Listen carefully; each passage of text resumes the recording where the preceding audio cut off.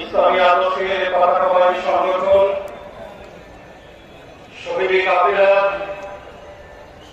বাংলাদেশের গণমানুষের আস্থার প্রতীক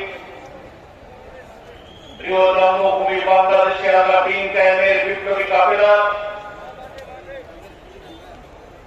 মানবিক বাংলাদেশ গড়ার প্রত্যয় লিপ্ত সংগঠন বাংলাদেশ জন ইসলামী ভোলা জেলা কর্তৃক আয়োজিত আজকের এই বিশাল